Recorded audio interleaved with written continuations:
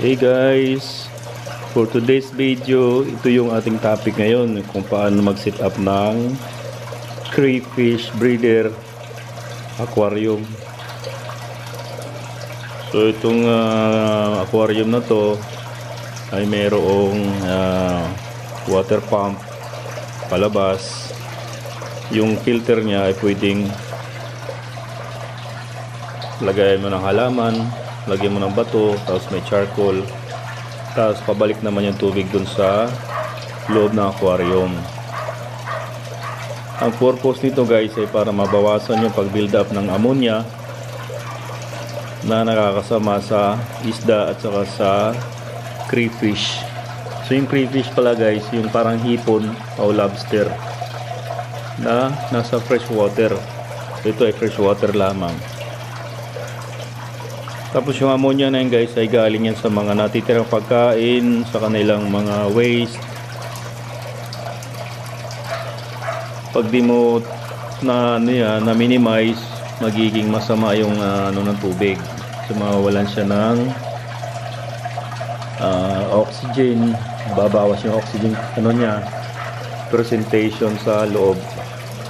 Ayan. So yan guys, puntahan natin yung loob.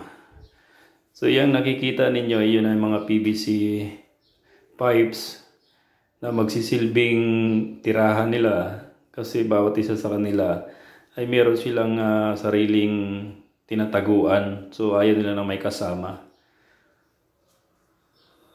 At saka dapat malinis yung tubig pagka pang breeding. Pero pwede namang madumi kapag nandun na sa field. Kasi dami mang tubig doon. So yung oxygen hindi naman mababawasan ng napakalaking porsyento na kailanganin ng isda.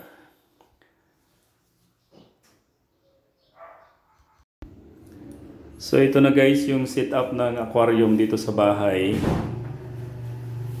Meron siyang tubig na nasa 3 to 4 inches. Yan nakikita nyo.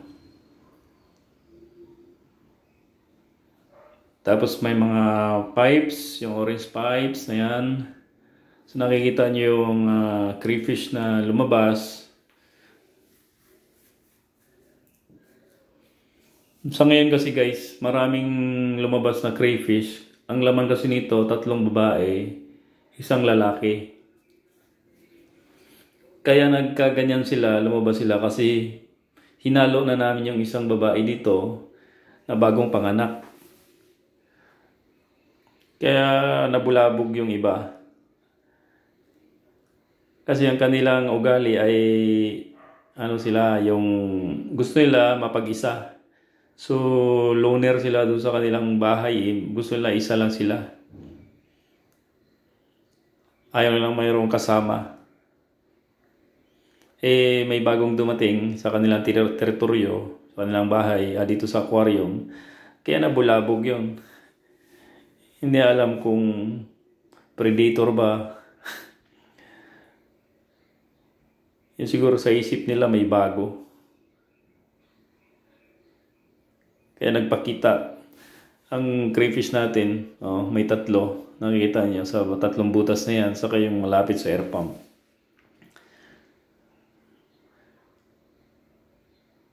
Ayan, malaki-laki na guys. Ito yata yung bagong panganak.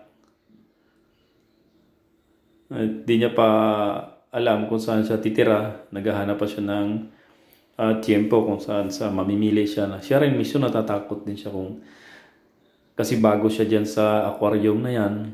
Kaya nahirapan pa siya. Kahit malaki na siya guys. Yan. Sa ganyan laki siguro guys, nasa 8 hanggang 12 piraso siguro. Nasa 1 kilo. Estimate ko lang.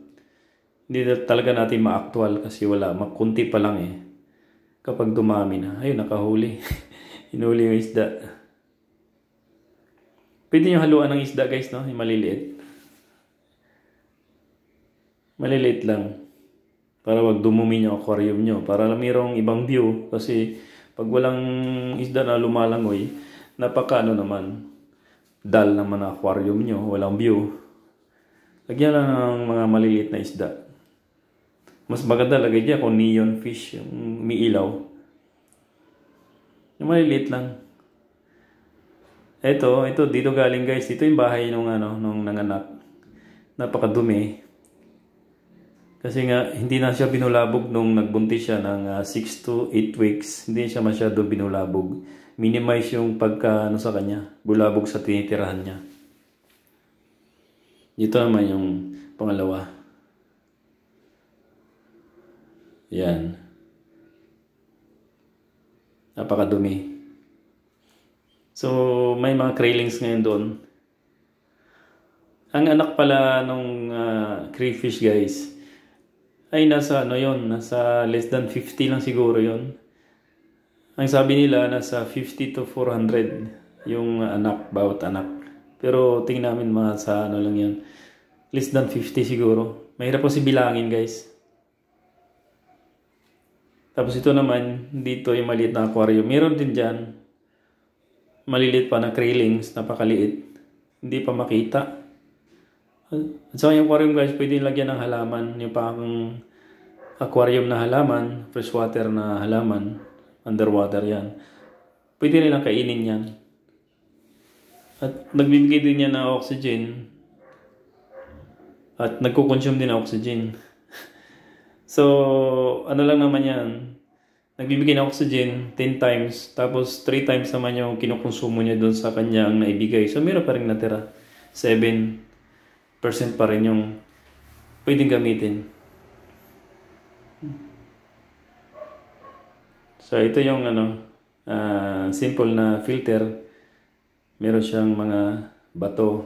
So, charcoal. Lagyan yung halaman na buhay. Tapos yung sponge para palitan nyo na lang kapag madumi. Yan. Palitan nyo na lang yan. Linisin nyo.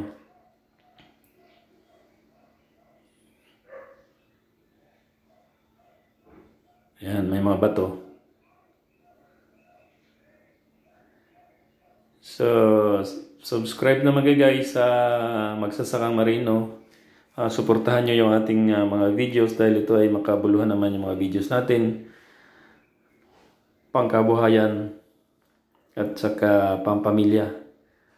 So, share nyo na rin sa iba.